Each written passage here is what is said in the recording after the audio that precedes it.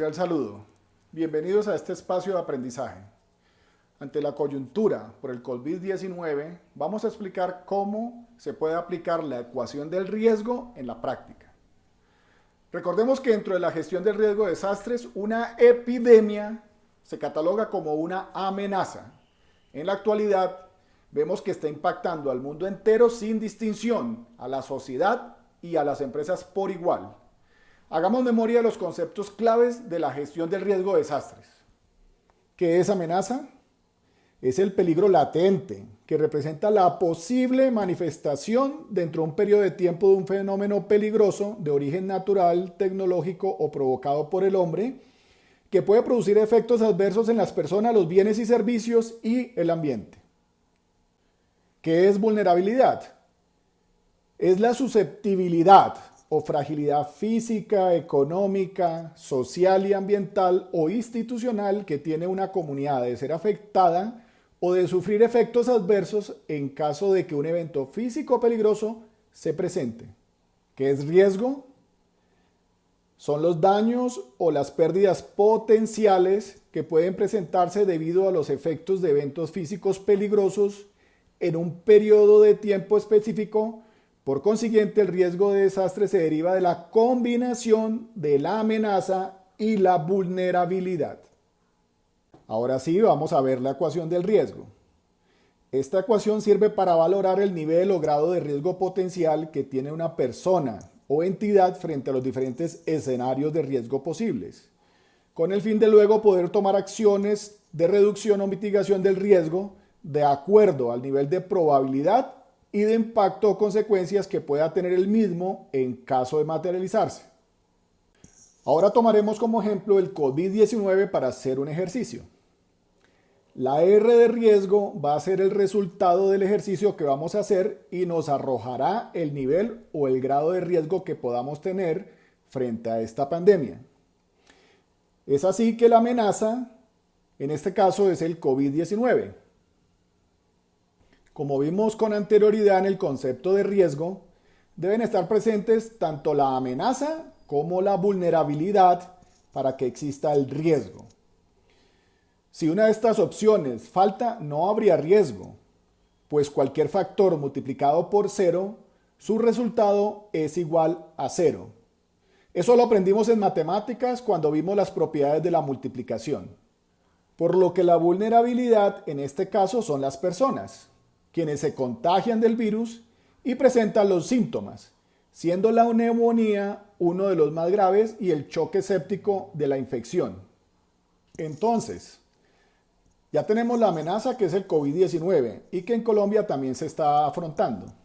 Pero a su vez nos encontramos con la vulnerabilidad, la cual tiene dos factores que son susceptibilidad y fragilidad. Quiero iniciar con la fragilidad. Entonces, ¿qué tan frágiles o débiles somos al virus? Pues en este caso, todos somos frágiles al virus. El reino animal se defiende de los virus y bacterias con vacunas. Todavía no existe una vacuna para tal, así que todos somos frágiles, unos en menor o mayor medida de acuerdo a la edad o enfermedades de base. Por lo que en cuanto a la fragilidad no podemos hacer nada por ahora. Entonces pasemos a la susceptibilidad, segunda variable de la vulnerabilidad. ¿Qué es la susceptibilidad o también conocida como exposición? Hace referencia a los susceptibles o expuestos que estamos ante el virus, y en este caso aplica para todos, aunque considero que por el momento es la única variable que podemos gestionar para evitar contraer el virus, reducir este riesgo. Pues la única forma de evitar la exposición y susceptibilidad conocida es la cuarentena o el aislamiento de los pacientes contagiados. Por lo anterior, quiero traer un video que hace poco publicó el periódico El Washington Post, donde muestra cómo la circulación cotidiana de personas hace que el pico o la curva de contagio sea muy elevada. Luego se torna diferente cuando se reduce la movilidad de las personas hasta que llega al punto donde la gente entra en cuarentena y las personas dejan de tener contacto permanente.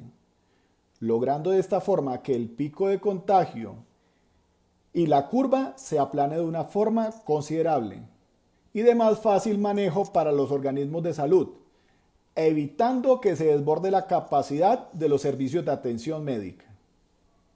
Este video es un resumen de un artículo del Washington Post que salió el día 14 de marzo del 2020 y lo hice principalmente para que mi familia y la gente en general tome conciencia sobre lo importante que es disminuir la movilidad o la frecuencia que nos movemos en el día a día, para que de esta forma bajemos la tasa de contagio del COVID-19 y principalmente disminuyamos la velocidad de propagación del virus. El artículo nos muestra una simulación de un pueblo con 200 habitantes, en los cuales existen tres tipos de personas: los sanos, los contagiados y los recuperados.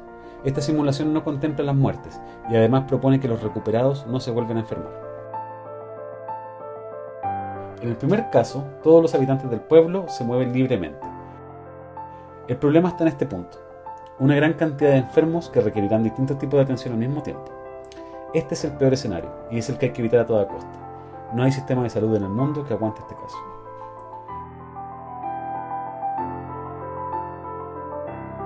En el segundo caso, se decide aislar a los enfermos y la zona geográfica donde se encuentran, poniendo una barrera, como lo que se hizo en Wuhan. El problema aquí es que, como los expertos de salud esperaban, es imposible aislar la propagación y la barrera eventualmente se rompe. De todas formas, si se fijan, la propagación se ralentiza. En el tercer caso se toman medidas para restringir la movilidad, es decir, una cuarentena, y que la gente se quede en sus casas, logrando que solo una de cada 4 personas se mueva libremente.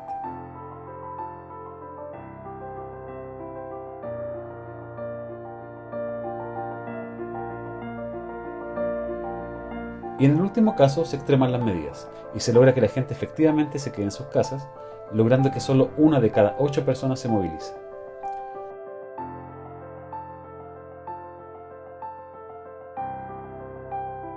Si vemos los 4 gráficos al mismo tiempo, vemos cómo la curva de contagiados se diferencia entre una y otra. En los últimos casos se ralentiza, y esto permitirá que no lleguemos al caso de tener a un gran porcentaje de la población enferma al mismo tiempo, demandando atenciones que ningún sistema de salud podrá satisfacer. Por eso, el llamado es a quedarse en casa todo lo que sea posible, salir solo lo necesario, aunque estemos sanos. De esta manera evitaremos contagiarnos y contagiar a las personas que pueden ser más vulnerables. Cuidémonos entre todos. Así que la forma correcta para reducir el riesgo de contraer el COVID-19 se logra conociendo nuestra vulnerabilidad, específicamente con lo relacionado a la susceptibilidad o exposición, la cual es a través del contacto humano y debido a que es la medida más eficiente hasta ahora conocida, en este caso global, te recomendamos acatar las medidas de aislamiento y cuarentena decretadas por el gobierno, quedarte en casa voluntariamente, en lo posible aislar a los adultos mayores de tener contacto con otras personas, el distanciamiento social o preventivo, es decir, evite el contacto cercano, mantenga una distancia prudente entre usted y los demás, no salude de mano ni con besos, lávese las manos constantemente, evite tocarse los ojos, nariz y boca, si sale a la calle use tapabocas, tosa y estornude en la parte interna del codo, limpie y desinfecte las superficies. Y por último, si tienes síntomas del COVID-19, quédese en casa y llame a la línea dispuesta para reportar estos casos.